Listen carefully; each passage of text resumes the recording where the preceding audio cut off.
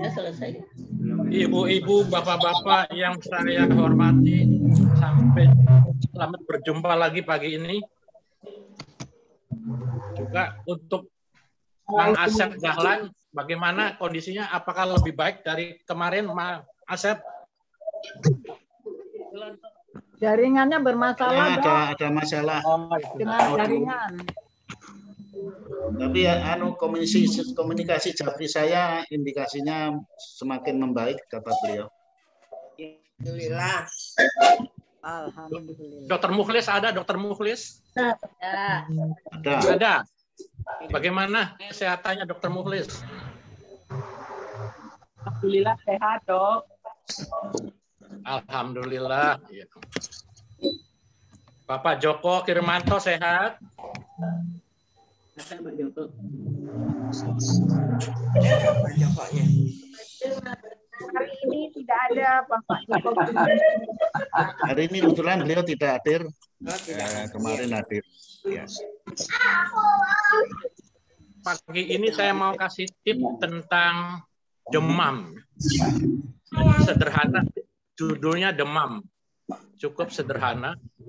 Jadi hampir semua penyakit itu ada demam. Karena banyak juga ibu-ibu yang bertanya kepada saya, demamnya COVID itu bagaimana? Demamnya flu itu bagaimana? Mohon maaf, saya mute dulu, Dok. Ya, mohon Dokter Osman berkenan untuk meng-unmute karena agak terganggu dengan suara-suara dari teman-teman. Ya, cukup Ya. jelas. Cukup jelas. Jadi pagi ini saya mau beri tip demam ya. Demam itu suatu gejala yang sangat umum. Cuma banyak juga yang pertanyaan-pertanyaan melalui Japri. Demamnya COVID itu bagaimana? Demamnya flu itu bagaimana? Demamnya tifus itu bagaimana? Jadi saya buka-buka literatur tentang demam, ternyata hampir semua penyakit itu ada demam. Tapi saya tidak akan membicarakan semua penyakit, ya paling-paling 4 atau 5 penyakit saja. Karena tentu waktunya ya.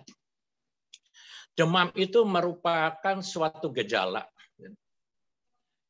Suhu badan naik. Kalau dicek temperatur di atas 37,5. Dan itu merupakan reaksi dari tubuh terhadap infeksi. Reaksi tubuh terhadap infeksi, atau lebih tepat lagi reaksi dari sistem imun tubuh terhadap infeksi. Apakah itu infeksi dari bakteri, apakah infeksi dari virus, bisa infeksi dari yang lain-lain. Kalau dilihat dari waktunya, demam itu ada yang akut. Yang akut itu kurang dari 1 minggu. Demam yang subakut antara 1 sampai 2 minggu. Nah, kalau lebih dari 2 minggu sampai 3 minggu bisa 1 bulan, itu namanya kronis. Jadi akut, subakut, kronis. Kalau dilihat dari temperatur, demam itu ada yang ringan, ada yang sedang, ada yang tinggi. Dan yang paling demam itu namanya hiperpireksia. Hiperpireksia. Kalau yang ringan itu kira-kira sampai 38 derajat Celcius. Kita di Indonesia ini satuan panasnya pakai Celcius. Kalau di sana, di luar negeri, di Eropa, di Amerika itu pakai Fahrenheit. Nah, jadi yang demam ringan sampai 38 derajat Celcius. Demam yang sedang sampai 39,1 derajat Celcius. Demam yang tinggi di atas 39,4. Dan yang paling demam adalah hiperpireksia. Itu di atas 41. Nah, bagaimana demam yang berbahaya? Tidak semua demam itu berbahaya. Kadang-kadang kalau demam, minum air panas, latihan olahraga sebentar, latihan BEB sebentar, sudah hilang demamnya tuh. Nah, demam yang berbahaya adalah kalau diukur temperatur itu di atas 40 derajat Celcius. Demam lebih lama dari 72 jam atau 3 hari berturut-turut, lebih dari 3 hari berturut-turut demam, itu berbahaya. Yang ketiga, timbul kejang-kejang. Nah, itu yang disebut febrile convulsion, konfusi karena febris, demam karena ini. Biasa anak-anak kalau misalnya di atas 39 itu kejang. Malah ada yang di bawah 39 itu sudah kejang itu. Ada itu dulu. Anak saya waktu kecil 38 sudah kejang. Nah, orang-orang awam bilang kalau habis kejang itu timbul gangguan ke otak, jadi anak lebih mundur. Tapi tidak semuanya. Nah, yang terakhir adalah kesadaran menurun. Jadi pertama temperatur lebih dari 40, lama demam lebih dari 3 hari, timbulnya kejang-kejang, dan keempat kesadaran menurun sampai tidak sadar, sampai koma. Nah, itu baru yang berbahaya. Nah, saya akan satu-satu akan membicarakan demam. Yang paling kuno menurut saya demam itu karena malaria. Malaria. Waktu saya di Balikpapan, ada banyak sekali malaria. Kalau orang dari hutan, ditandu, datang ke rumah sakit Balikpapan, itu pasti malaria. Kalau orang masuk rumah sakit tidak sadar karena malaria. Jadi saking banyaknya di Balikpapan, sebetulnya bukan di Balikpapannya, di hutan sekitar Balikpapan, tempat orang-orang kerja dari perusahaan kayu, itu malaria tuh banyak sekali. Malaria itu ada macam-macam, ada malaria tertiana, demamnya hari ketiga, malaria kuartana, demamnya hari keempat. Jadi demam, besoknya normal, demam lagi. Normal, demam lagi. Itu yang hari ketiga, yang tertiana. Tapi kalau malaria kuartana, hari keempat demam. Demam, yang tadi hari keempat, yang hari ketiga demam, normal, demam gitu. Nah, yang aneh tuh malaria tropika itu demamnya tidak teratur itu dan biasa menyerang otak, bisa penderitanya bisa ada gangguan otak, bisa gila itu. Dan jadi setelah demam, waktu hari pertama demam disertai menggigil, sakit kepala, keringat dingin, lemas. Besoknya normal, lusanya demam lagi. Terus normal lagi. Waktu itu normal itu enak nih kerja apa nih? Yang sakit itu tidak merasakan apa-apa. Tapi waktu demamnya tinggi, serta menggigil, sakit kepala, keringat dingin, badan lemas. Itu penyebabnya biasanya karena gigitan nyamuk malaria. Gigitan nyamuk malaria. Dan obatnya sudah terkenal itu namanya Pilkina. Dulu kita karena dibikinnya di Bandung jadi pil Bandung. Penyakit demam yang cukup terkenal lagi influenza. Semua sudah tahu influenza atau sakit flu itu terjadi pandemi tahun sebelum Perang Dunia Pertama 1917-1918. Eropa paling terkena tuh. Terutama Spanyol. Dalam literatur Spanyol yang meninggal sampai 10 juta. Demamnya biasa ya, tapi efek sampingnya itu terjadi sesak. Dan sesaknya itu yang suka menyebabkan dan komplikasinya menyebabkan sampai meninggal. Jadi tahun 1917 ada pandemi influenza. Sekarang influenza sudah jinak. Demam berikutnya adalah tifus. Oh ya, demamnya influenza itu biasa ya, demam. Nah, karena virus juga itu demamnya tidak tinggi, tidak ada yang sampai di atas 40 itu. Paling 38, 39. Nah, tifus itu penyakit yang sudah lama juga. Namanya tifus abdominalis. Abdomen itu perut. Jadi gangguannya kena perut, sakit perut, ada demam. Nah, tifus itu khas demamnya. Pagi agak demam, malam lebih demam. besok pagi kurang demamnya, besok malamnya demam lagi. Jadi demamnya tuh pagi demam sedikit, malam demamnya lebih banyak. Dan tiap hari tuh demam bertambah. Hari ini demamnya 37,9, besok 38,1, lusa 38,6 sampai 39. Jadi naik. Tapi pagi kurang demam, malam lebih demam daripada pagi. Nah, itu demamnya tifus. Jadi malaria, influenza, tifus. Nah, yang terakhir saya akan ngomongin demamnya corona. COVID-19 ini termasuk corona. Sebelum ada COVID-19, corona yang jadi pandemi itu tahun 2002 akhir atau awal 2003. Yang dalam bentuk SARS. SARS, Severe Acute Respiratory Syndrome. Sindrom pernafasan yang berat dan akut. Itu seluruh dunia ada SARS. Itu penyebabnya virus dari Cina. Virus dari Cina. Nah, demamnya itu karena virus tidak begitu demam. Jadi mungkin sama dengan COVID ini. Jadi demamnya 38, 39, paling-paling 40. Tidak mungkin di atas 40 itu.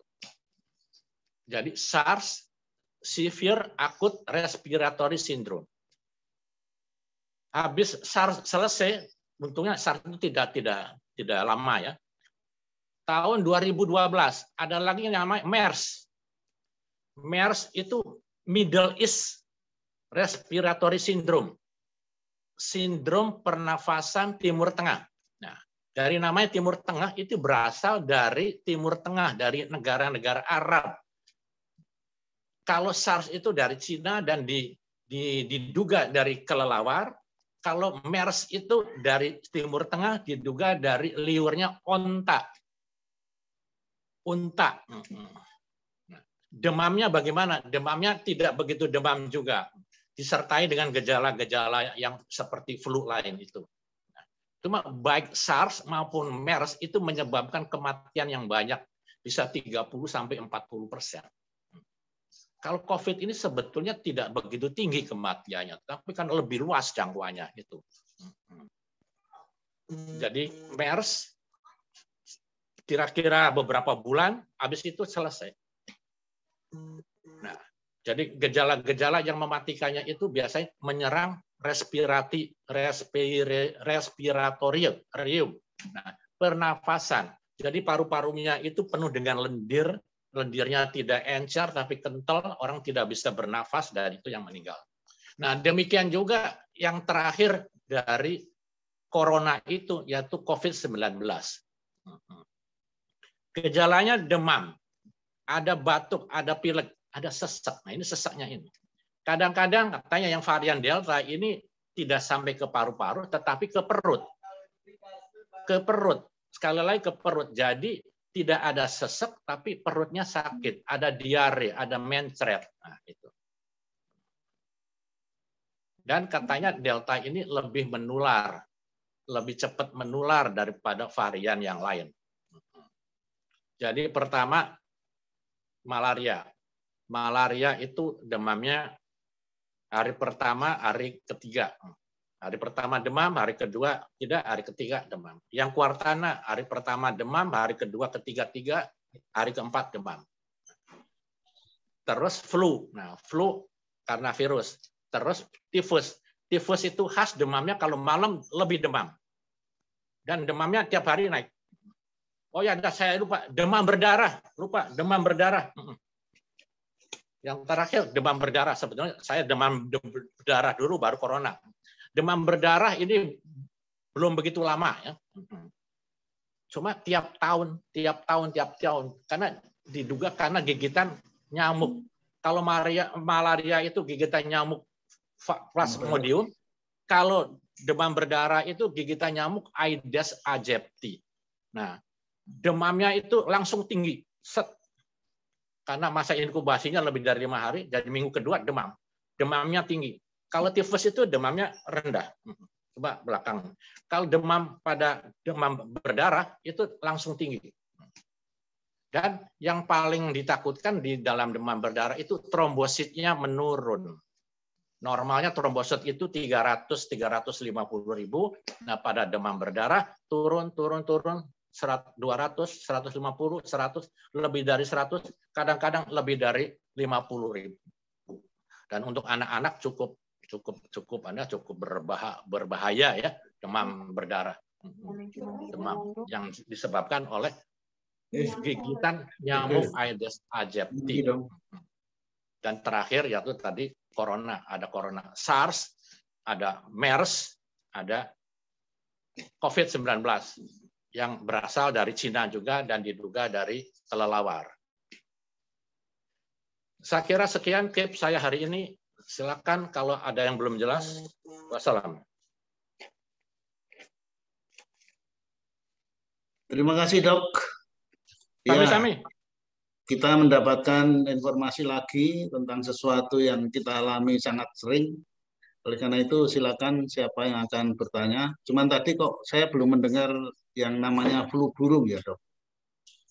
Oh, flu burung. Ya, jadi flu burung itu semacam influenza biasa. Flu burung, flu babi itu sama dengan penyebabnya virus namanya kalau influenza kan virus influenza, hemovirus influenza tipe ini, dan flu burung, flu babi itu atau flu Hongkong itu sama dengan influenza tapi tipenya berbeda. Baik. Ya, saya lupa, maaf. Ya. Silakan teman-teman yang ingin bertanya. Dok, saya mau bertanya dong, Dok. Ya, silakan. Masalah DBD itu, Dok, sekarang kan lagi banyak banget karena perpindahan cuaca ya, dari hujan panas itu banyak sekali antara DBD sama COVID nih, sama-sama demam. Terus kalau di rumah sakit kenapa ya dibilangnya kalau DBD itu ini gejala tifus gitu, padahal dia trombosit makin turun gitu. Kira-kira panasnya itu kalau DBD itu berapa hari ya ininya, Dok? Bisa ketahuan. DBD itu lebih lama panasnya dan lebih tinggi panasnya daripada tifus. Terus dan trombositnya gimana? Kalau misalnya baru masuk itu bisa aja dokter sendiri kalau misalnya menerima pasien demam itu mesti diagnosisnya kemungkinan demam berdarah, kemungkinan tifus, karena itu perlu pemeriksaan laboratorium. Dari pemeriksaan laboratorium diperiksa trombositnya. Nah, trombositnya turun berarti demam berdarah. Nah, kalau misalnya bidalnya positif, awalnya positif yang bermakna, wah itu tifus. Jadi membedakan demam berdarah sama tifus itu tidak susah. Tapi Dok, demam berdarah itu ya, kenapa kalau trombosit semakin turun dia bisa sampai perdarahan dari hidung, dari gusi gitu, Dok ya? Betul. Nah, ya betul. Jadi gejala-gejala demam berdarah itu selain demam itu trombositnya menurun. Nah, ini yang berbahaya. Trombosit itu berfungsi untuk pembekuan darah. Karena trombositnya berkurang, jadi darahnya tidak membeku. Jadi gosok gigi berdarah, mimisan keluar. Kadang-kadang dari kulit juga timbul berdarah, bercak-bercak itu. Bercak-bercak seperti turun. Dan obatnya sebetulnya tidak berat, tidak yang aneh-aneh. Pokoknya banyak cairan, infus, makan itu istirahat sembuh. Cuma kadang-kadang tahun depan bisa kena lagi kalau digigit nyamuk. Oh iya. Ya, jadi jalan satu-satunya yaitu PSN lah. Jumantik juru pemantau jentik harus rajin. PSN. Ya, tidak ada air tergenang. Ya. Nah, air tergenang itu. Tapi ini Dok, apa namanya kalau fogging itu gimana Dok? Menurut dokter, fogging itu katanya nggak efektif karena hanya membunuh nyamuk dewasa. Terus gimana tuh Dok jadinya? Cara mengatasinya? Jangan ada cairan yang tergenang, itu aja. Karena cairan tergenang itu tempat jentik-jentik hidup, tempat nyamuk bertelur. Nah itu. Fogging sekarang ini kan hampir berapa tahun di kampung sini tidak ada fogging. Ya kan tadi betul itu. Tidak begitu efektif itu. Ya. Ya Dok, terima kasih Dok. Soalnya saya juga jumantik Dok. di RW. Ya. Ya. Sami-sami. Ya. Ya. Selamat ya Bu Sri Sruti Kanti aktif di Jumantik. Silakan yang lain. Koordinator 21 RT Buning, ya Allah. Banyak banget yang antara COVID sama DB itu kayaknya bersaing terus aja. Kasihan. Ya, luar biasa. Ibu Jumantik. Iya, di RT saya juga lagi banyak DBD, Bu. Enggak banyak sih, ada beberapa gitu, tapi udah di fogging setiap minggu juga. Iya, yang banyak COVID. Sampai ada yang meninggal ya. Oh, itu tahu aja ya, di tempat tuh banyak COVID. Betul, Buning. Baik, silakan yang bertanya tentang demam dari Saya Pak Padio. Ya, monggo Bu Nur. Saya Dok Bu Retno, Dok. Ya. Saya tuh dari dulu punya langganan dokter anak untuk anak-anak saya. Itu setiap kali kita periksa itu beliau selalu memberikan resep untuk demam. Kalau sewaktu-waktu anak demam, instruksinya jangan sampai lebih dari 3 hari. Kalau 3 hari minum obat ini tidak turun, tidak ada perbaikan, segera bawa ke dokter. Nah, instruksinya seperti itu, Dok. Nah, itu kalau bagaimana ininya gitu. Kalau misalnya lebih dari 3 hari, apa yang akan terjadi gitu dengan anak yang demam ini tadi, Dok? Bisa kemungkinan apa gitu, Dok? Ya. Jadi begini, Bu. Tadi saya katakan demam yang berbahaya itu yang bagaimana kan? Ya. Pertama, temperatur di atas 40. 40, ya. Yang kedua, demam lebih dari 3 hari. Ya. Nah, tadi jadi berarti betul tuh dokter anak itu benar. Kalau sudah lebih 3 hari, bawa ke dokter atau bawa ke rumah sakit. Ya. Jangan diobati sendiri. Selama 3 hari memang minum obat dokter itu, dokter yang dikasih resep yang dikasih sama dokter itu. Ya, betul juga, betul. Ya, betul. Ya. Kalau 3 hari masih tetap, bawa ke dokter atau bawa ke rumah sakit. Karena itu timbul ada efek samping yang berbahaya gitu. Jadi kemungkinan nanti bisa kejang, bisa muntah, bisa apa gitu ya, Dok ya, kalau lebih dari 3 hari. Iya, kalau lebih dari 3 hari itu bisa demam berdarah, bisa macam-macam, bisa tifus gitu ya. Jadi bukan hanya kita kan istilah kalau pasien datang demam itu dokter anak tentu ya dokter umum misalnya ini namanya common cold namanya. Jadi demam yang biasa lah. Kalau demam biasa tuh minum air panas, minum obat demam, olahraga sebentar bisa hilang gitu. Namanya common, sangat tidak berbahaya. Jadi common cold itu lebih ringan daripada influenza. Kalau influenza itu karena virus Haemophilus influenza. Nah, kalau istilahnya common cold itu mungkin karena kurang makan juga bisa. Kurang minum. Kurang minum karena itu kurang minum ya. Minum yang banyak dan minum air hangat. Iya, Dok, matur nuwun. Sami-sami. Baik. Saya tanya, Dokter. Silakan. Monggo. Saya Bu Umiati. Ya. 2 pertanyaannya. Yang pertama, saya tuh lagi sedih nih, Dok. Dalam minggu ini 2 teman baik saya meninggal. Dua-duanya itu masuk ke rumah sakit.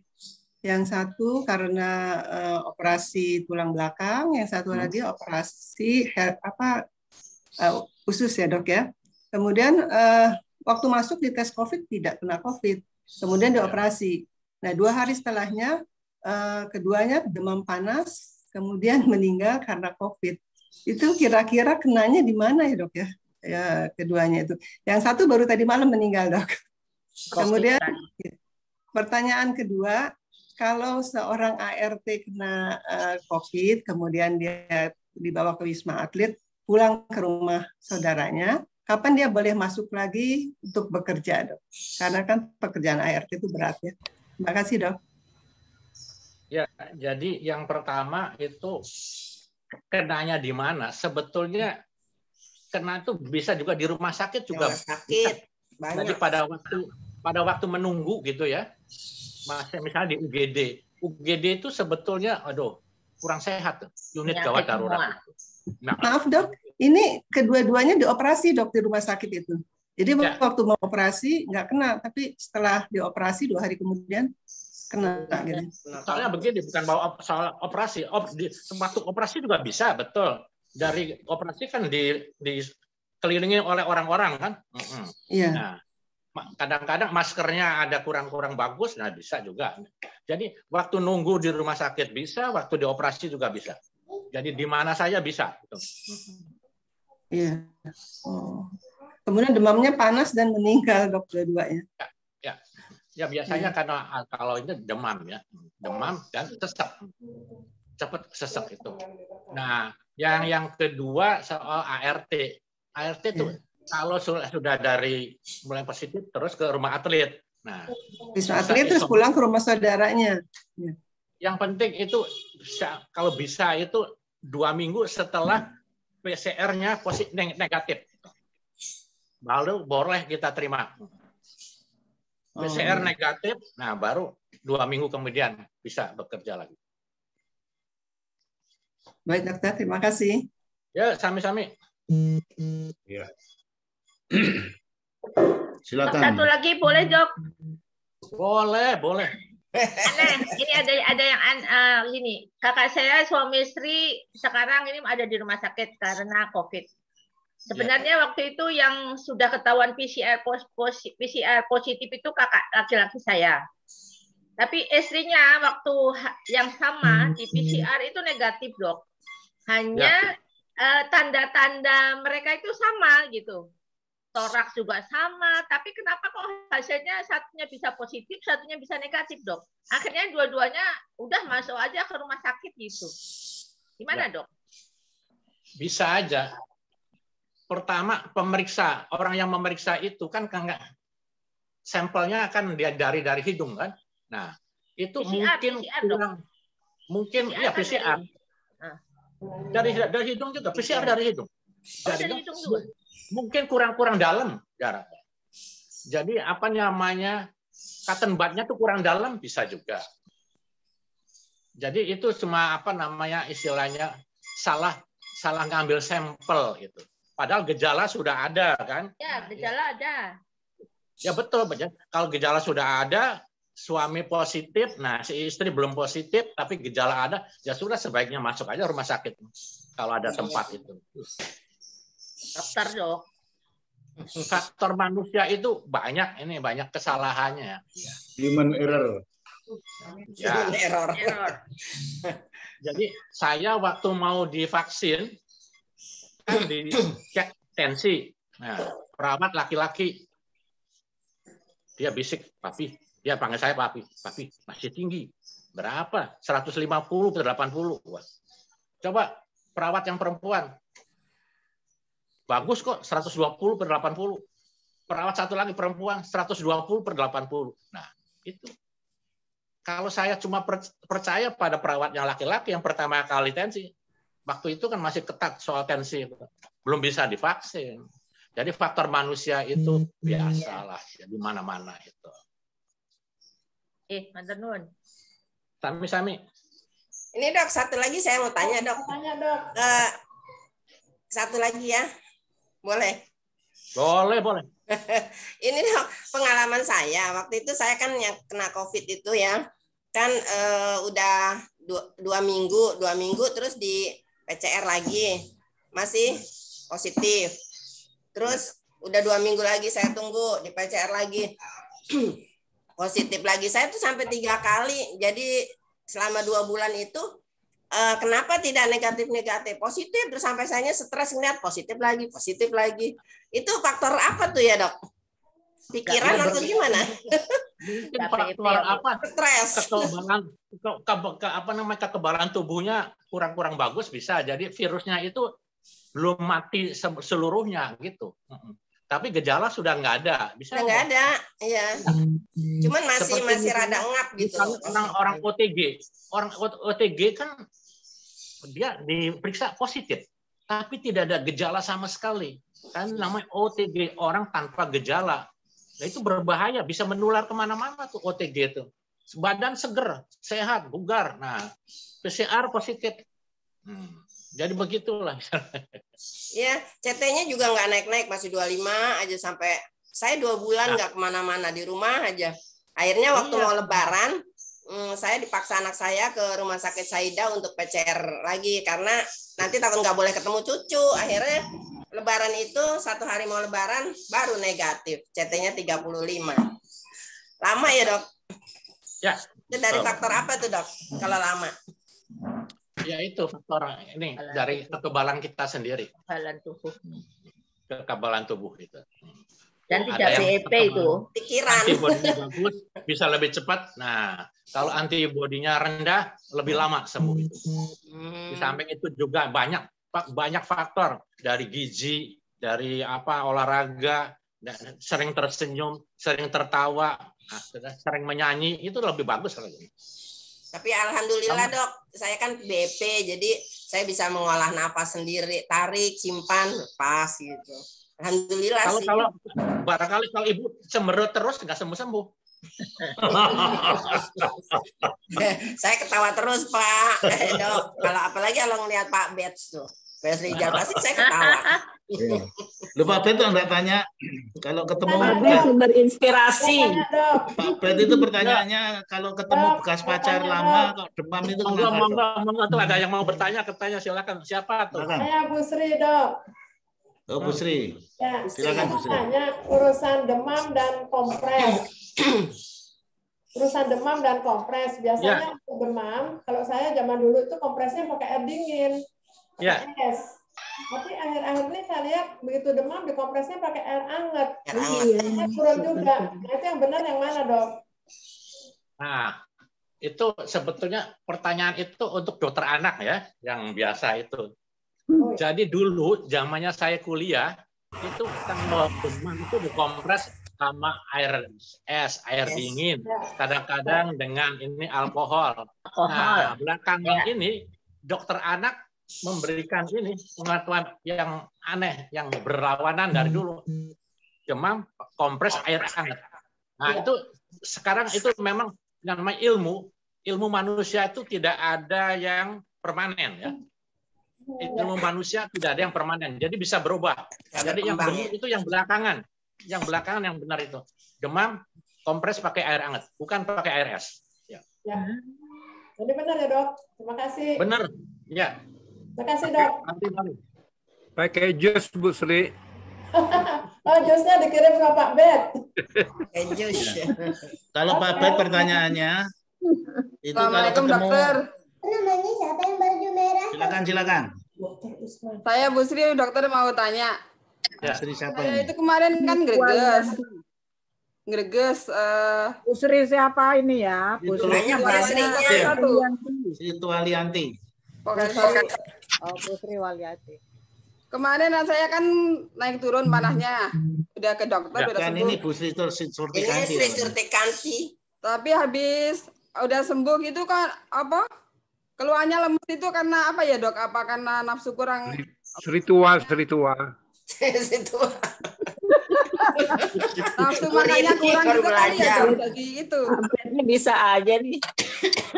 Pak Bet itu tadi. Apa kurang nutrisi itu karena selera makannya kurang gitu apa gimana dok? Apa perlu tambah nutrisi apa perlu? Ya. Jadi kalau ini ya, kalau misalnya kita demam itu tadi pertama kali saya sudah katakan bahwa itu reaksi tubuh lagi melawan infeksi atau reaksi sistem imun melawan infeksi. Jadi terjadi peperangan antara sistem imun sama kuman, sama virus. Nah, sehingga darah kita itu berkurang. Antibodi kita berkurang, darah putih kita juga berkurang, itu menyebabkan lemes. Nah, itu. Selain itu juga kita kalau ada demam biasanya ada pusing dan nafsu makan berkurang, rasa mual. Jadi banyak makan, terutama yang anget-anget, jangan yang dingin-dingin. Soto, bakso. Kalau vitamin mungkin apa dok? Apa perlu apa gitu dok? Perlu vitamin biasa aja, vitamin B kompleks. Yang penting makanan yang sehat. Kalau etabion itu gimana, Dok? Minum air dingin. Bagus itu neurobion bisa bagus juga. Etabion. Etabion boleh. Menambah darah. Neurobion, bioneron, apa Bcomc itu vitamin bagus. Tapi yang penting makanan yang sehat. Kalau saya lebih setuju makanan yang sehat daripada makan vitamin. Ditambah air minum ya, Dok. Makanan yang sehat itu penuh dengan Air putih vitamin. yang banyak kali ya, Dok. Ditambah air minum. Protein, penuh dengan lemak itu ya. Air putih hangat. Iya, iya. Minum susu anget. Susu anget juga. Air putih anget. Susu Pak Bet anget. itu, Pak Bet sukanya susu anget. Pak Bet lagi. Saya aja terus yang kena, Bu. Kalau Pak Bet itu susu asli. Susu anget ya Pak Bet. Supaya tidak jelas ya. Pertanyaan Pak Bet itu kenapa kalau ketemu bekas pacar kok demam? Demam. Ya itu Pak Bet kan banyak soalnya ini ceritanya. Iya. Ya senengannya, makanya rambutnya kan hitam terus. Senengannya minum susu putih. Tapi demamnya demam dingin ya Pak Bet, bukan demam panas. Awas susu kadaluarsa. Pak Amir suka gitu deh, Pak Amir jangan gitu dong. Pak Amir. Kok tahu aja sih? Tahu dong, pengalaman. Saya nanya satu lagi ya. Nah, bilangnya sama Ibu Amir, Bu ini. Pak Amir kalau suka minum susu daluarsa, susah nyisir rambutnya susah, Pak. Dokter, saya tanya satu lagi ya. Dokter. Ya, saya Bu Miati. Dokter, tadi apa bedanya PCR dengan swab antigen? Karena ternyata ART yang tadi itu pulang dari Wisma Atlet dikasihnya swab antigen, bukan PCR. Jadi pertama kali begini, kalau kita untuk untuk memeriksakan diri, yang sederhana itu antigen. Itu berarti ada benda asing ya, ada benda asing di dalam hidung itu. Nah, kalau antigen positif, pemeriksa itu menganjurkan PCR. Oh. Dengan PCR itu kita lebih menuju ke arah COVID. Tetapi kalau antigen positif itu cuma ada benda asing aja di situ. Belum tentu COVID. Belum tentu COVID. Jadi ini dari Wisma Atletnya swab antigen negatif itu udah cukup ya Dok ya? Ya sebetulnya PCR negatif kalau Wisma Atlet. Tapi ini hasilnya? Cuma mungkin karena masih positif supaya pasien ini bisa isoman di luar barangkali itu. Sekarang Wisma Atlet itu penuh sekali. Katanya bahwa ada yang itu tempat-tempat Jakarta Fair itu bukan buat di situ juga katanya. Dibuka. Nah, kemarin baru dibuka Wisma Haji. Asrama haji untuk rumah sakit. Bukan rumah sakit haji. Wisma hajinya, asrama hajinya. Asrama haji. Ya, asrama haji dibuka. Karena betul-betul angka kesakitannya sangat tinggi. Ya mudah-mudahan sih cepat selesai lah. Iya, Dok. Terima kasih. Prediksi saya COVID ini seperti influenza. Jadi nona COVID ini tidak akan hilang, tapi hidup bersama manusia. Tapi jinak begitu. Ya, menjadi endemis ya, kan jinak. Menjadi endemis ya, Dok. Jadi endemis ada terus. Kita harus berdampingan terus sama pandemi, endemi aja. Endemik. Harus makan lumpia banyak ya, Dok ya. Bu Hayasti, Pak Bet ini ya. Sindirannya Pak senyumnya pada mahal-mahal. Sampai hari ini belum ketemu senyum. Susah dok kalau tarik napas dari senyum susah. Senyum itu aja. Tarik napas mencucuk dulu. Silakan ada yang bertanya lagi. Di rumah di depan kaca itu, lihat kaca, latihan di depan kaca itu. Atau suruh lihat bapaknya anak-anak gitu. Ditambah jurus kili-kitik. Apa dia sama Bu Dewi itu? Kili-kitik dulu. Ya. Ya, Bu Dewi, silakan. Tadi saya mendengar neurobion itu manfaatnya Apa ya, Dok? Neurobion itu neurovitamin, vitamin saraf itu isinya vitamin B1, B6 dan B12. B1, B6 dan B12 itu namanya neurotropic vitamin. Sering kram sama sering bedanya dengan neurodex ya, untuk kesemutan, untuk lemes-lemes bisa. Neurobion. Kalau neurodex, Dok? Sama lah, sama. Jadi obat itu ada begini, Bu. Ada yang namanya obat paten yang original itu dari pabrik yang menemukan patennya itu. Nah, namanya obat itu obat original. Neurobion itu original. Nah, terus bahan bakunya dijual ke Sanbe. Nah, Sanbe bikin Neurosanbe, dibikin ini Neurotech gitu. Jadi nama dagang, tapi isinya sama B1, B6, B12 isinya. B12. Oh. Tapi yang original Neurobion, harganya lebih mahal. Itu yang namanya paten dari sononya. Kalau yang Neurosanbe, Neurotech itu atau Bioneuron itu bikinan pabrik Indonesia. Oh. Kalau Neurobion kalau nggak salah dari Denmark. Dari Jerman. Oh. Terima kasih, Dok. Sami-sami. Itu boleh diminum setiap hari, Dok. Terakhir saya kira untuk topik yang tips tentang demam, silakan. Terakhir ini. Dok. Silakan.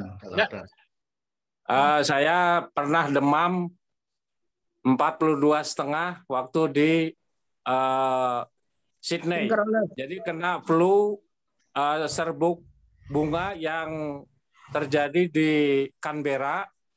Jadi memang musim bunga di Canberra, serbuknya ke udara dan daerah jatuhnya adalah Sydney. Jadi banyak orang memang kena flu serbuk bunga. Nah, itu panas tubuh yang meriksa dokter dari Sukabumi, Dokter Lesmana itu sampai 5 termometer yang Fahrenheit maupun yang Celcius, disangkanya termometernya rusak, itu 42,5. Hanya dikasih 2 pil kecil-kecil seperti sebesar kacang hijau. Kalau 2 pil ini tidak menurunkan panas, saya harus masuk rumah sakit Johnson. Jadi harus diikat, dia bilang. Nah, itu hanya dikasih 2 pil itu hanya malah pilnya itu murah, yang mahal malah lipstick yang benting itu untuk bibir supaya tidak pecah. Itu yang lebih mahal. Jadi dikasih 2 pil itu untuk 1 hari. Kalau 1 hari itu 2 pil itu pagi sore diminum tidak turun, saya harus lapor ke dia dan diikat di rumah sakit.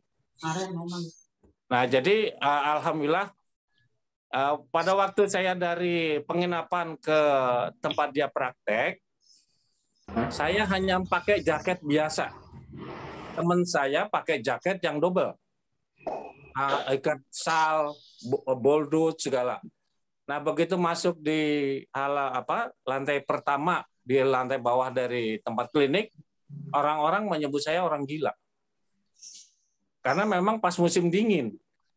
Jadi saya datang tenang-tenang aja, pakai topi tipis, pakai jaket biasa. Begitu regimen. Oh, saya disebut regimen gitu. Saya tenang-tenang aja, tidak terasa dingin. Tapi begitu sudah dapat giliran ke dokternya sampai jari digini-gini, suruh ngitung segala, benar gitu. Ini terlalu panas katanya gitu. Ini nggak mungkin. Pernah begini nggak pernah, saya bilang di Indonesia nggak pernah gitu. Jadi 42,5 itu tahun 91. Jadi memang musim bunga di Canberra. Jadi memang disebutkan oleh profesor, salah satu profesor yang ngajar di Sydney juga itu, ini hati-hati dengan bulan depan akan musim bunga. Di kita ini berdarah flu gitu. Tapi alhamdulillah dikasih 2 pil itu menurun. Tapi harus istirahat full seminggu di penginapan. Alhamdulillah Allah memberi kesembuhan. Itu aja, Dok. Mungkin informasi itu. Obatnya hanya 2, nggak tahu namanya. Hanya dikasih resep di apotek, beli gitu aja. Terima kasih, Dok. Ya. Waduh, ini hebat itu. Karena biasanya temperatur tuh sampai 42 aja. Jadi makanya dokternya juga bingung. Ini nggak mungkin katanya gitu. Makanya dipakai 5 temperatur yang Fahrenheit maupun yang Celsius, ditaruh di mulut, ditaruh di ketek, jadi disangkanya rusak gitu. Ya termasuk ini, termasuk hebat nih. Termasuk excision juga kalau 42 lebih itu ya. Aku pikir 41,5 gitu. Iya, makanya kalau lebih, nah itu hebat. 1 hari nggak turun, itu langsung dioper, diikat katanya. Nggak boleh turun dari tempat tidur gitu. Itu mungkin juga ada reaksi serbuk bunga bisa tuh. Jadi reaksi serbuk bunga bisa demam tinggi juga. Kan itu mungkin rata-rata pas bulan itu rata-rata flu bunga. Ya, jadi betul karena ada serbuk bunga itu timbul demam itu. Mungkin obatnya obat-obat alergi juga yang kena, tapi tidak tinggi gitu panasnya. Sydney itu dekat Cirebon. Baik, saya kira saya tadi janji terakhir, tapi karena ini cerita dari Australia yang demam itu demam di Indonesia lah. Siapa yang akan bertanya? Saya kasih kesempatan terakhir ini. Saya tanya Pak Patio. Oh, monggo Pak Marwondo. Oh, waktu hari Rabu tanggal 30 Juni, saya pernah testimoni di depan Pak Patio. Malam harinya saya kurang tidur. Waktu itu nonton bola. Sebelumnya saya makan makanan padang yang gas. Pagi-pagi pas habis subuh sampai kira-kira jam 7. Saya buang-buang air besar. Tapi setelah itu diikuti demam. Badan saya lemas sekali. Saya tiduran dulu. Saya minum air hangat dan minum obat, Panadol dan Diatam. Karena saya jadi tuan rumah, jadi host waktu itu, saya paksakan untuk ikut olah nafas, olah gerak. Ternyata setelah 5 seri ketiga, secara bertahap itu berkurang dan demamnya hilang. Yang ingin saya tanyakan, kenapa saya terkena demam gitu? Padahal sebelumnya nggak ada sama sekali. Apa ada hubungannya dengan hari saya? Gara-gara nonton bola.